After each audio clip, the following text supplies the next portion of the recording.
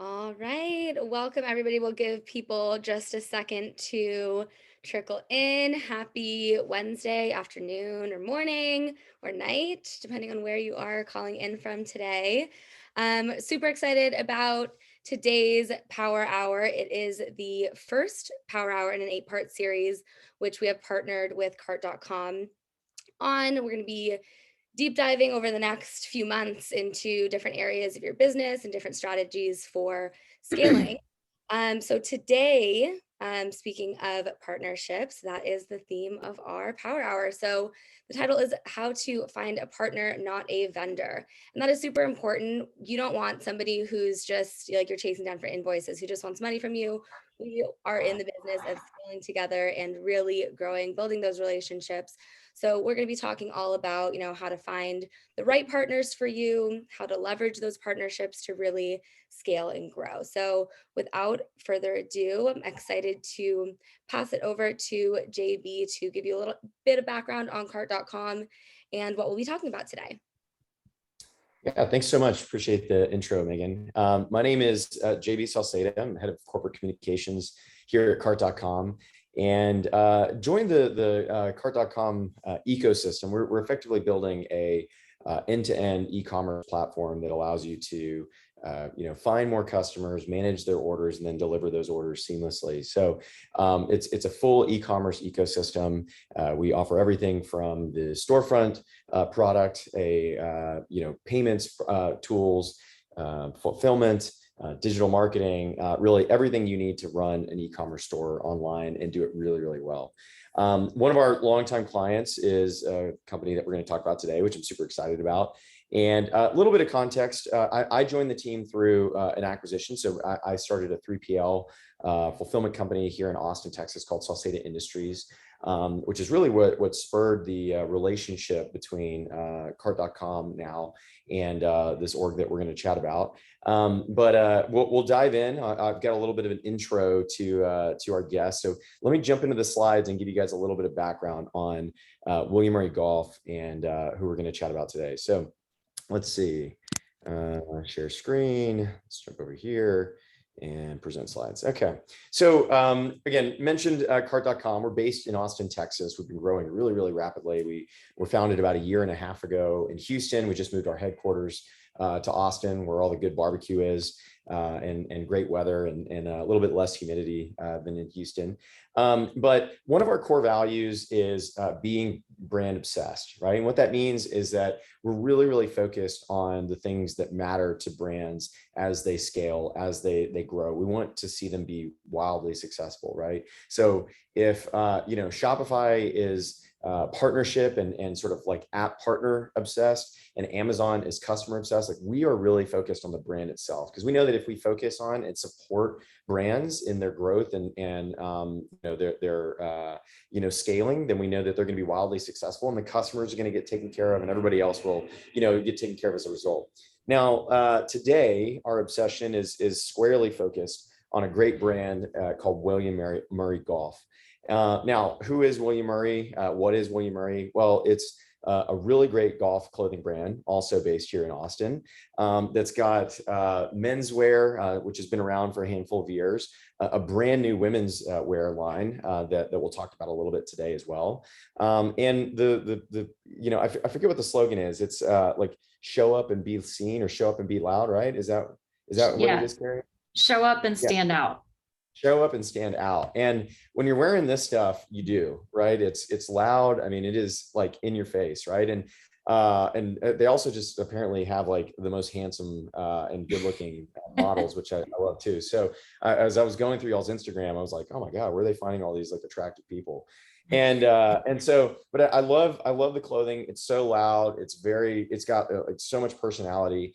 And a lot of that personality is obviously based off of the king of personalities, Bill Murray himself. Avid golfer, really into the sport, loves spending his time on the green. And as a result, they parlayed this business into a really great, clothing brand. Now, we've been working with them for a handful of years. This is their, let me turn this down. This is their first shipment of clothing that came in a handful of years ago. And our Oh. team went through and unloaded it into our very small warehouse as we were building our company. Carrie and team was doing the same. And this was the first batch. And ultimately what would become thousands upon thousands of shirts, shorts, and hats and things that we've shipped all over the world.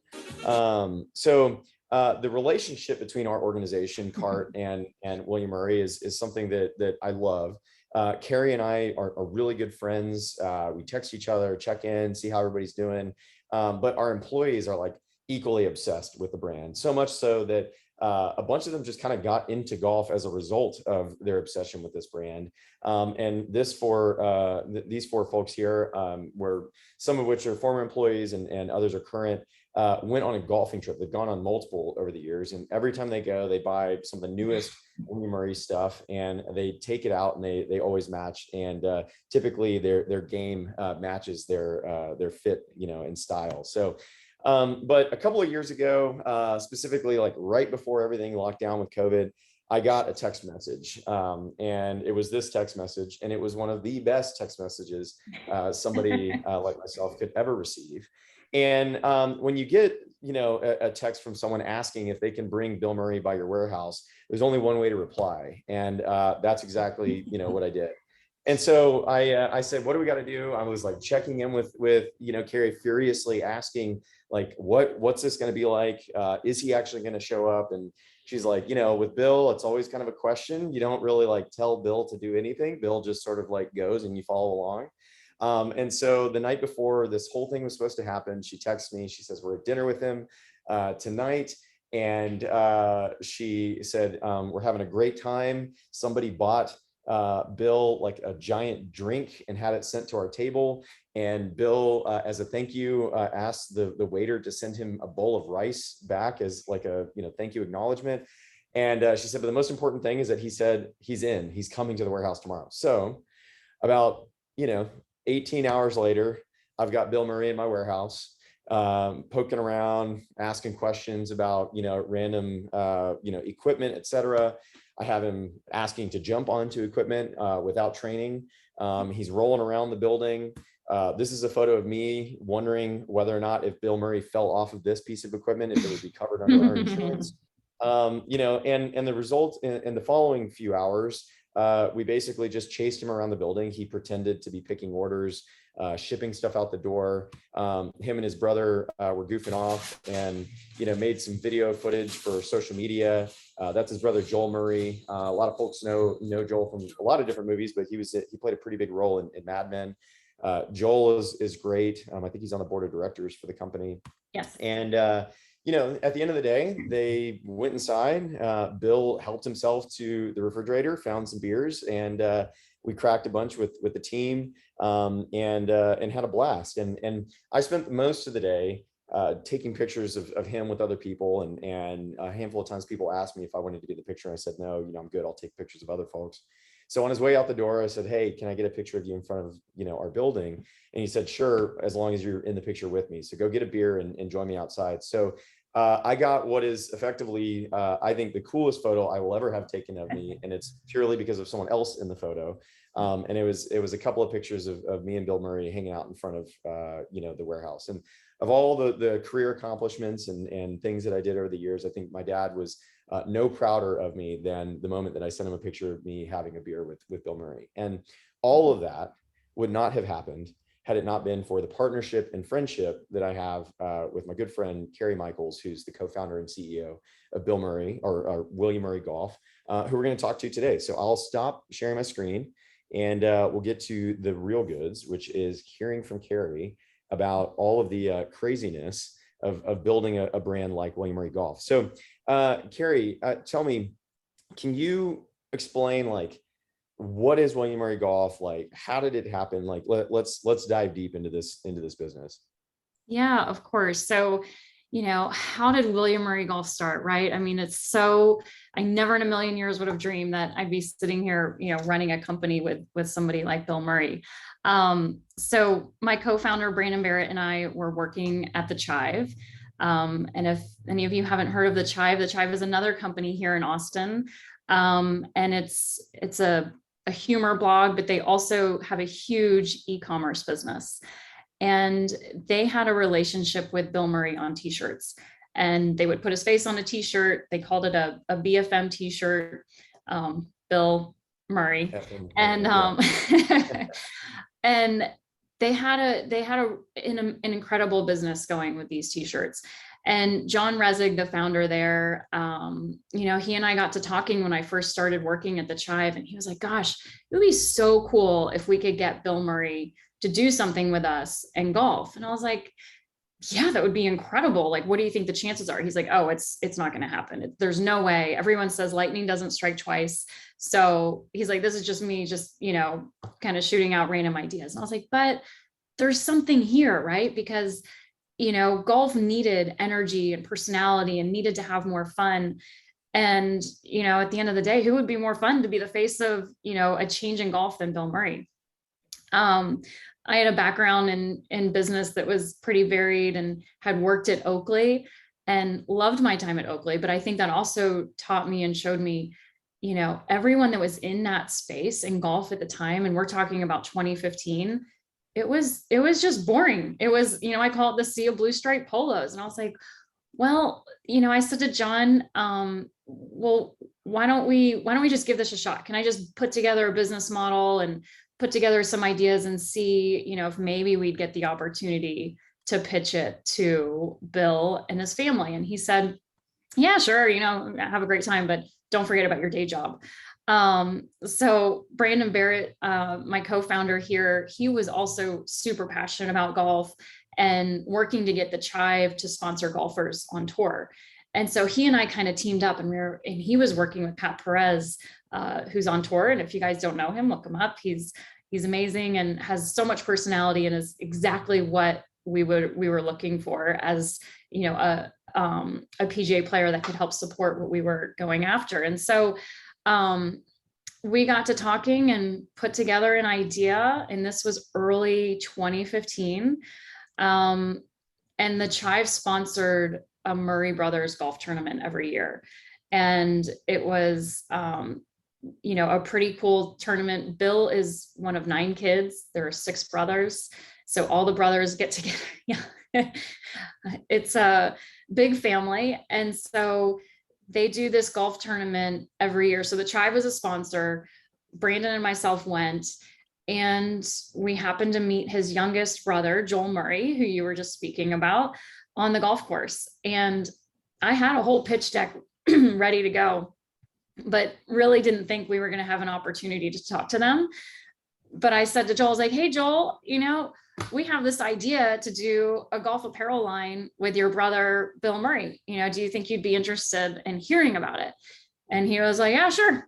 Hop on the cart. So I rode around with him on a golf cart for a few hours and pitched him from my phone and showed him some ideas and talked to him about, what we could do. And he was like, my brothers and I, we've always wanted to do this. We just don't know how to start it. I said, well, perfect. Because we do. And then we got a note from Bill's lawyer that he was not happy that we went around and talked to the family directly, and we kind of got our hands slapped. And but y'all already had, the Chive technically had a relationship with him, right? Yeah, they had a relationship with him on t-shirts, just not in golf. And okay. They kind of said, listen, don't ask him for anything else. He's not going to do anything else. So just stay away. So we didn't really listen to that part. And then it was like another 6 months later, his lawyer reached out and said, hey, I'd like to come to Austin. I'd like to hear what this idea is all about. Let's see what we can do. And we were like, oh my gosh, okay, so here's the opportunity. So we pitched his lawyer. It was about June of 2015.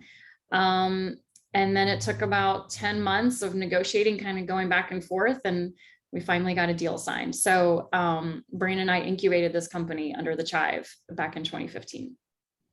Yeah, that's so crazy.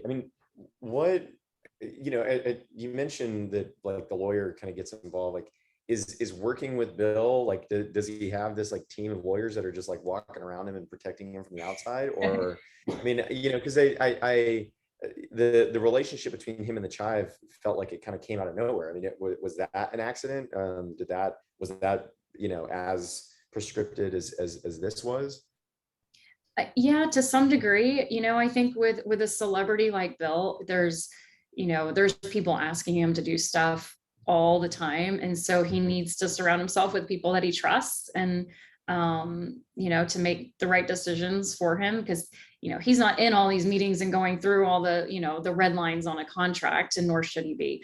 And so yeah, he definitely surrounds himself with people, and some of them are lawyers, and some of them are friends, and some of them are family, and it's a nice balance for him. Well, so now you guys you made it, you're part of the club, you're on the in. What is it like running a business with the Murray family, right? Because I mean, it's effectively a family affair, correct? Yeah, it is. It's crazy. It's surreal. I mean, like I said, I never in a million years would have guessed I'd be at this place in my career doing something with Bill and his brothers. Very early on, Bill had said, listen, if this is just about me, I don't want to do this, but I want to create a brand and a business with my family. And so we are in business with Bill and his 5 brothers. So that's been, it's been interesting. We've learned so much about the family and the dynamic, and, a lot of what we do is storytelling through our prints and designs. And so that's one differentiator for the brand. And so the really great thing is we get to talk to all the brothers and be like, all right, tell us about your first job, and tell us about what it was like to caddy growing up. And so we get all these like really cool, fun nuggets that then we infuse into the designs that we do every season. So going back to the beginning, I mean, what was the hardest part about getting the brand off the ground, right? Because you were an e-commerce operator already, you knew what you were doing, but getting a brand like this going from a dead start is a challenge, regardless of who you are. So I mean, what did you see as the biggest hurdle trying to get this off the ground? I think the biggest hurdle is this wasn't just about Brandon and I being like, yeah, we have an idea, let's go start it. We had to get so many different key stakeholders on our side. And so we were selling it internally at the Chive and trying to get all of their executive team bought in, because it was a big investment of money. I mean, to start an apparel company takes a lot of money. And so trying to get their buy-in was one thing. And then trying to get Bill and his family's buy-in was another huge piece of the puzzle. And so getting everybody aligned towards that common vision and getting us all to be able to sign on the dotted line and say, okay, we're doing this, we're gonna move forward. That was the hardest part. It was kind of like, corralling cats for a while. And it was very hit or miss. There were moments when we were like, oh, this is going to go south. We're not going to get it off the ground. We're going to end up arguing over something silly. But that's why, it did take us almost 10 months to finally get a good contract in place to move forward. So what surprised you in that first year? Like what happened unexpectedly, or was there success or struggles that kind of came out of left field? Yeah, so in that first year, we did our first collection that we launched was in the fall of 2016. We sold out of everything like immediately, and it was really successful. And so what we learned pretty early on is, in order for this brand to be able to grow and to become something even bigger, we had to break it off from the Chive. And so we broke off from the Chive pretty early on. It was about 6 months into the business. And then we became our own entity. And then we kind of started everything all over again. So then, we were like, oh, well, now we need our own website. And now we need our own fulfillment partners. And that's when you and I got in contact. And then we had to go out and find investors. So it was challenging, but it was one of those moments where it's like, we did so well. Now let's start right back over again.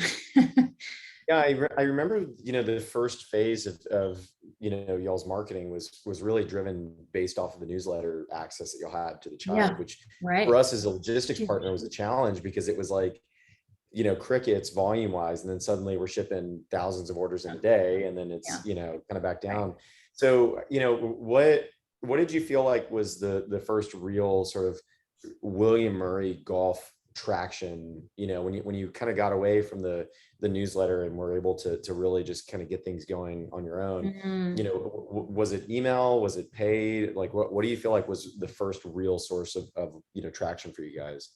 Oh, that's a really good question. Because like you said, in the very beginning, we were able to leverage a lot of the Chive's email list and whatnot. And so um, the first polo that we launched was called "This Is the Year," and it looked like a Cubs jersey. And it was in March of 16 that we showed Bill the designs that we were going to launch with. He was like, "Oh, Cubs jersey, you've got to call that This Is the Year." And we're like, "Oh, are you sure about that?" But we did, and it was super exciting. And then the Cubs were playing really well, and we kept looking at each other like, let's just hope this does well. And so as they got into the World Series and whatnot, we said to our factory, "Hey, can you expedite the This Is the Year polo for us? Because we want to be able to launch at a time when the World Series is still happening and the Cubs are playing." And so we launched on Bill's birthday, September 21st, 2016, with the This Is the Year polo. We bought 1,200 units, which for us, I mean, first thing, that was like crazy amount of units. And we sold out in 24 hours. And that was Wow. the very initial, like, oh my gosh, like we thought this would take us at least a month to sell through. We never would have thought it would have taken us 24 hours. So that was a first big, this is working moment. And then if we fast forward to now, we're our own entity and now we're kind of doing our own thing. It was nerve-wracking at first because we had to build our own email list kind of almost from scratch. I mean, the Chive definitely helped, transition a lot of customers over. But we had some really similar moments in spring of 2017 where, and actually the print I'm wearing now, it's called Martinis and Mowers. We sold out of this print in a light blue one the first day that we launched it that spring. And I was like, okay, this has legs, this can continue. But email, the very first year, we didn't do any paid advertising. We didn't even. I remember that. Yeah. That's, yeah. Now that you say that, I remember you saying it took a while before you guys started It took doing a while any. before. It was 2018 where we were like, oh, we should probably do more than just send emails. And even in the first year in 2017, I think we sent out a total of like 5 or 6 emails. Because we would sell out of things so quickly, we had nothing really to talk about in between. Well, yeah, I mean, I remember at that stage, we were working on a project with the architecture firm and just kind of prototyping a specific desk design for the way that we shipped.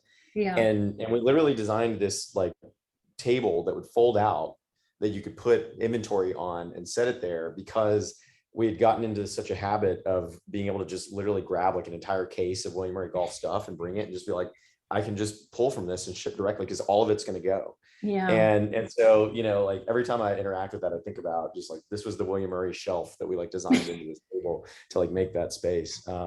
So shifting gears a little bit to partnerships, which is, ultimately the reason that we're here to talk.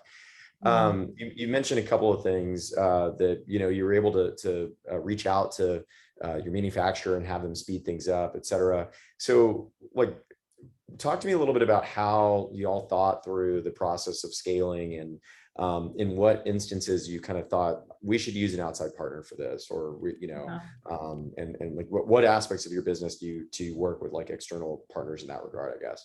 Yeah. I mean, I think, when you're starting a business, and really any business, you realize you can't do everything on your own. And you need to have partners that are experts in areas that you're just not able to do that in-house. And so, fulfillment was like the first one. That's where you guys were our first call, because we were like, well, if we're going to sell things, we need to figure out how to get it to the customer. And but it becomes so critical to have partners that want to share in your success and that want to grow with you. And when you're small and you're starting out, you don't know exactly what the future holds. And so finding those people that understand that your success is their success and vice versa is so critical, and finding people that share the same values. And, I think for me, kind of going back to when we first started chatting, I mean, I remember sitting down at that table and just being open. It was just a very open, honest conversation, very raw. And I was like, and that's what you appreciate is we're not sitting here. We don't have an agenda. You guys didn't have an agenda. We were like, how do we make this work? And I think it taught us very early on that when you find a true partner, it's not a zero sum game. You both sides need to be able to win. And that's what allows for that lasting relationship. Yeah, I think one of the things that I've always really valued about the partnership is that the accountability was two ways, right? Like there were plenty of instances where I've gotten phone calls from you or from the team and said, hey, we're having these challenges. Yeah. But inversely, Kasha, who I know is on this call as well, has in a multitude of instances called me and said, like, I just needed a damn forecast from these people so I can make sure that we got enough people in the warehouse, and like, but what's cool is that like that friction, like professionalized both of our organizations in a lot of ways. And it's funny how many vendor relationships are there's zero communication, right? Like, so in my mind, like that's the difference between a partner and a vendor, is that vendors, there's no relationship, it's all transactional, and partnerships, there's communication and kind of like the back and forth. And so what are the things that you mentioned a few times about like values and things like that? What do you guys look for in partners in terms of values or like the way people work, et cetera? Yeah, I mean, I think, in terms of what we look for, I think there's a couple of things, but when it comes to values, we want people who are just good, nice people and that are open and transparent. I don't want to say if it's starting to feel like a sales pitch, or, it doesn't feel like they're truly listening to what our needs are, then it's not gonna go well. Right. So I think from a value standpoint, that's just being authentic, being open, be transparent. Brandon and I talk about this nonstop with our team is, listen, if don't sugarcoat this. Like, what is it that we're trying to say here? And let's be honest about it. And so I think that's one of the first things that we think about when it comes to finding partners that share those same values. One question that I'm going to double back really quickly to the email stuff. Jennifer Newton asked how you built your email list and like how big it was when you guys first started. So do you remember it all? Like, roughly how big it was in those kind of first 6 months, a year? I mean, I don't remember. The Chive one I know was big, right? It's huge. We had to basically email the Chive and ask people to then go over to our site. So we were in, 10, 20,000 in the very beginning. And so, I mean, clearly we had to start from one, but I think we quickly in the first few months got it to 10 to 20 is what I recall. But, you think about kind of some of the standard tech stack things that you have to have as an e-com. And one of them is, an offer to sign up for your email list. And so we still use that. We use it for SMS now too, because I think text messaging is becoming even more important than email. And for us, we have better success with it. We don't have as much volume, but offering those, 10, 15% off if you sign up for our email list or you sign up for our text messaging is really key. Yeah. So, jumping back into the partnerships, do you guys work with an outside growth marketing and paid agency right now? Yes, we do. We do all of our paid advertising through another partner called Lamarck. And it kind of similar to this story, was really good friends with the founder at Social Within. That was a company based here in Austin. The founder came from Facebook and is just brilliant, and had a great rapport with him. And then his company was sold to a larger agency who we're still with today. And so they handle all of our paid advertising, which is a huge part of our budget. That's where we spend the majority of our marketing budget for the year. Got it. And, do you guys typically internally, like, are you owning all those relationships? Do you typically put a person in charge of that relationship to kind of champion them? Like, how have you thought about the integration of these external parties with the company itself? Yeah. So it's interesting. We're still a small team. We're 17 full-time people here in the office. We used to have a head of ecom, and she ran that partnership and was really tight with them. Now we don't have her, so we're backfilling. But I think it's really important to get the team. It can't just be about me or my co-founder Brandon. We've got to extend this relationship throughout the team so that they're comfortable and they're bought in and there's trust at that level too. So yeah, I think there's a lot of different people on our team who are connected with all of our partners in different ways. Yeah, I mean, there's a lot of trust, I know, between your team and ours. Danny, who I think runs wholesale for you guys. Yes. I was sitting in the warehouse. I'd never met her before, and she came by to pick something up from the team, and she was in there just roasting our account servicing team, which was so funny. I was cracking up. I was like, "Who is this woman that's in here?" And she was just giving Daniel and Sean and those guys a hard time. They love it, right? Like they love that there's like that kind of camaraderie and back and forth. And so, going sort of the opposite direction, like, where have you seen relationships go south? Like, typically, what's the thing that makes a partnership go bad? Yeah, I mean, so I think there are a few things and few signals when I know a relationship is about to turn south. I mean, one, it's when you start to see a lot of account turnover.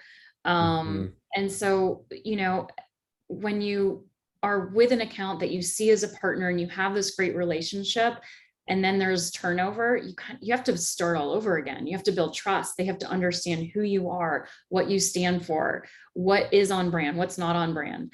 And Mhm. a lot of times you might be fine with like, turnover that happens, here and there. But when you start to see it, now you're on your second rep and your third person, you're like, oh geez, something else is going on here. And that usually there's a breakdown there. I think too, I've seen it where when the senior lead on your account or the executive on the account has too many other clients to Mm. support you and to understand your needs, and they start to just push everything down on the rest of their team. And I have found myself in those situations being like, well, hey, where are you? Did you see this?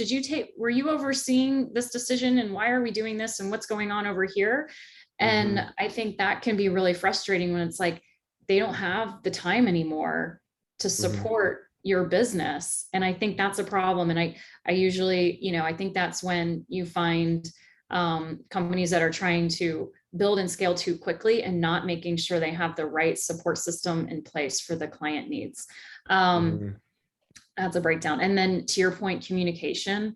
Um, Mhm. it's it's so key, and we talk about this internally all the time. Disagreements are good. You Yeah. want to be able to come to the table and to have those difficult conversations, because it's going to happen. We're not always going to agree, or something's going to happen and you're going to have a misshipment, or there's always stuff. And so being able to talk about it is important, but the way in Mhm. which you do it, and if there's a communication breakdown and there's a level of trust that's broken, respect that's not there, that's when things can get really, really tricky. Yeah, I describe resentment as like a bucket that gets Mm, filled one grain of sand at a time. yeah. And if you wait too long and never really dump it over and kind of get it all out, it at some point kind of gets too heavy to pick up. Yeah. And I have always really liked that aspect of the relationship with you guys, where there's been the good and the bad feedback. I mean, during COVID, when everything was going on, I mean, some of the most heartwarming and supportive feedback that we got was from you and Brandon. I mean, I remember the week after everything really shut down, getting a text message Yeah. from Brandon saying, like, you guys being open and operational right now is keeping our people employed, and like, we're so thankful for it, right? Yeah. But I also, right after we sold the cart, one of the first phone calls that I had was with you, and you were Mhm. saying, hey, like, what's going to change? Here are my concerns. Let's like make sure that Yeah. we're on the same page about stuff, and there's good feedback, loop there that keeps things healthy. So, I've always really been appreciative of that. Talk, kind of, building upon the idea of transition, like you and I saw each other here a Yeah. handful of weeks ago Yeah. at the Dell Match Play. We, surprise, surprise, we got to see each other while watching people Yeah. golf, which was super fun. One of the things that you and I were talking about was just like, it sucks being a CEO sometimes, right? It's lonely at the top, and Yeah. it can feel like all of the pressure is on you. And Mm. so talk to me a little bit about like what that transition has been like from, you were in this little tiny office and, effectively the basement of the Chive, with all of these boxes falling over you and Brandon, and you're now running a team of 17 people. Yeah. What, you're CEO, not just like founder, idea person, right? Like you're running an organization. What has that transition been like for you? It's so interesting. I when you have these ideas early on as an entrepreneur, and you're so excited, and you have the vision, and you're like, oh, I can't wait to bring this to market. You don't really think about the difference between being an entrepreneur and a founder and a CEO. Like I never thought about it. I was just going so fast, moving so fast, head down, going 100 miles per hour and doing all the things. Until you get to the point where you look up and you're like, oh, yep, we definitely need a person for this now. And we need a person for this now. And you start to build that team. And I had that moment, probably, a couple years in, where I was like, oh, I'm not the doer anymore. I think, the CEO thing's a little different than what I had been doing to start and build the company. So it can, it's very different, right? And there was a transition there. And, to be honest, I've been doing a lot of career coaching for the past few years to help me through that transformation, because I think it's so key to make sure that you have that right support system in place so that you can learn to trust your gut and your intuition in different ways, and to lead in a different way. And so that's been part of that journey for me. How do you define, like if you were going to quit tomorrow, right? Brandon, she hasn't told me anything that you're not aware of. But, if you were going to quit tomorrow, like how would you define the role of CEO of William Murray Golf? Is it a Bill Wrangler? Is it a Brandon Wrangler? Like what is it that you feel like your responsibility is at the company? Yeah, I mean, I think it's similar to, like it is probably at most companies. I mean, my job is really to set the vision and the direction of the company. But I'm always looking forward, or I should say most of the time I'm looking forward and not in the weeds. And so I'm like, okay, where are we going to be in 2 years? And how do I make sure this company is positioned for that future growth as it relates to people, processes, technologies, financials, et cetera. And so those are the things I obsess about. And how are we going to get there? And what do we need to do today to make sure that we are best positioned for that future growth? So that's really, that's how I would sum up CEO here at William Murray Golf. So thinking to the future, Yeah. one of the questions that somebody asked before the meeting was, Oh. are you guys considering going into physical retail yourself? Like I know you guys have wholesale accounts, but Yeah. are you guys thinking about opening a store or anything like that? I think we would love to. It's so interesting. Right before the pandemic hit, we had a plan in place to go and do pop-ups. We wanted to do, 3 or 4 pop-ups around the country in 2020. And I think that the idea was to really test the opportunity for retail and to give people another opportunity to touch and feel and see the brand up close. Because that's the missing link with e-com. E-com, there's so many benefits to it, but now that we have women's, it's hard. You can't try it on. You're like, oh, am I going to like the fabric? You're not sure. And so I think retail has to be part of our future strategy.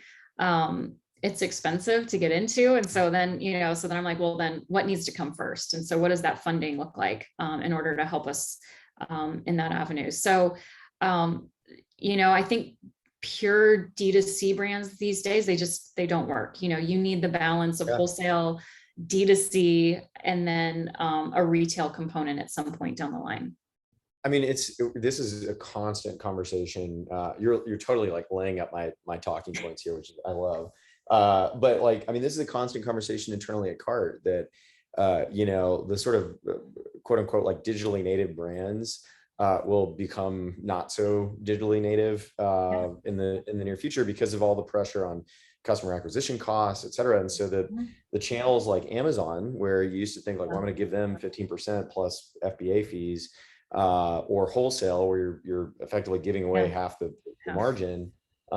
You suddenly realize like, well, I'm already giving Facebook all this money. Might as well open up the opportunity to more customers. And then, I can, I'm increasing the complexity of my business, but, I Yeah. am opening up the sort of like, TAM by getting into physical and getting into these other places. So I think it's been a really interesting transition. I go to Target, and when I walk through there, I feel like I'm kind of seeing Facebook ads from 5 years ago on the shelf now, right? Like you're seeing all Oh, of these right. brands, Yeah. that used to just be online are now selling in the end caps of these, places in Yeah. retail. So, as brands that are here in the audience are interested in talking Yeah. to a partner that can help you sell in all of those places really successfully, I know a guy, and would be happy to talk to you at Cart, because that's certainly an area that we're really helping brands try to, accomplish a lot more. So for you, where do you find yourself in terms of like the next big priorities for William Murray Golf? Like what are the big goals for this year or the next, couple of years? Yeah, well, so this year we have some pretty aggressive growth goals. Mhm. We launched women's a week ago, and this has been a couple years in progress for us. So, when you're in apparel, you want to get into something new, a whole new category like women's. It takes many years to bring that to fruition. So, really excited to continue to push that women's line and have this be a big part of that growth story this year. But we're also going to be out raising money to continue to grow at the rate that we are. We've Mhm. got to raise some significant capital so that we can grow the team, and we can Mhm. get, we're, like I said, we're 17 people. We have some holes on our team. We don't have a single person in brand marketing. And whenever I tell people that, they're like, what? I'm like, yeah, Brandon and I are, I don't know, we're doing it. We're figuring it out. But to get to that next level, we can't operate this way. And so there are some things that we need to, we need to structure this organization in another way so that we can build on that and be ready for that future growth. How do you guys, get in with investors? I mean, is it, people who are chasing Bill around, or do y'all have your own network of people that you've kind of gone to help support? Because I think, a lot of companies are faced with similar situations of, I can either grow kind of at a nominal rate on my own, or Mhm. potentially just get there faster with a little bit of extra Yeah. rocket fuel. So like, how have y'all kind of thought about where to find that money and bring it in for William Murray? Yeah, so we have over 60 investors in the company. Wow. And so it's a lot. No institutional capital, it's all high net worth individuals. And it's really been all about networking. And again, kind of going back to the early days of the Chai, we were very, very fortunate because John and Leo Rezig had a great network. And John was doing a podcast at the time where he would bring influential business people on. And so he was able to open up that network and say, hey, so and so, William Murray Golf is investing, is looking for investors. Do you want to be a part of this? So our first 20 or 30 people in was a big part of how we were able to then network from there. So we started that raise in 2017. And then from there, it's about networking. It's about getting out there, not being afraid to ask, if someone says no, it's like, great, that totally get it. This might not be your thing. Do you know anyone that might be interested? And can you send that email today? Can you intro me to them? And 9 times out of 10, that person's like, yep, got it. I'm happy to send the intro. And if they say no, it's still the same, like, do you know anyone else in your network that might be willing to talk to us? You would think with a brand like Bill Murray, you would think, oh, everybody just says yes and wants to invest. We have gotten so many no's. And Mm, it's just it's a very similar founder story as to, all founders kind of say, oh, you have to get a lot of no's before you get the yeses. And I would say we do mhm. too. We follow that same logic. How do you process that? I mean, like, does it hurt as much now to get a no as it did back then? Does it get easier? I think it gets way easier. Now I'm like, Yeah. listen, are you in or out? Yeah. We would love for you to be in, and but I want people that truly are passionate and believe in what we're doing. Mhm. Um, and just kind of get it. And so if they don't, then we don't, we'd rather move on and find those people that are excited about being a part of this with us. And in terms of people that are excited to be a part of it, when you're looking for employees, like, what are your red flags when you're interviewing for the team? Like, are there things that you hear in an interview that you're like, no, they're, like they hate golf or something like that? Like, what are there Yeah. red flags that you have? I would say one of the first ones is when they don't know who Bill Murray is. And I was like, oh, we've had that so many times. And I'm saying, so what's your favorite Bill Murray movie? And they're, well, who's Bill Murray? Actually, I haven't really seen any of his movies. And I'm like, oh my gosh, how old am I? But, I feel like that's kind of a red flag when people don't even put the connection together between William Murray and Bill Murray. Uh-huh. But, it's for us, we try really hard to interview for the values in the company that are really important to us. And so, there's some red flags there that usually stick out when you're talking about teamwork and authenticity and, setting that bar high. Those are things for us that are important. And just being kind of a good person. And I think, you can get so much out of an interview. And starting to try and understand, are they going to uphold your same, company values? So I'm going to shift over into a Q&A here in a few. Oh, If you have any questions, go ahead and drop them into the little Q&A box, and I'll grab some with Carrie, or we'll answer those with Carrie. But one of the questions I did have for you is just broadly, like, what do you wish that you knew, as a founder slash brand builder, when you're like running it, right? Like, as opposed to kind of under the child, like, looking back, what was the tip, or what was the info that you wish that you had in that first year? You know, I think something that took me a while to really understand is that, um, when you're a founder, you see this business as like your baby, and you see it as like everything. And I think what I wished I understood earlier was that I'm more than just the company that I'm trying to build. And there can be boundaries between work and, personal life. Mhm. And I think that took me a while to kind of separate the two. I felt like Mhm. all of my identity and all of me was in William Murray Golf. Mhm. Yeah, that was a good learning for me.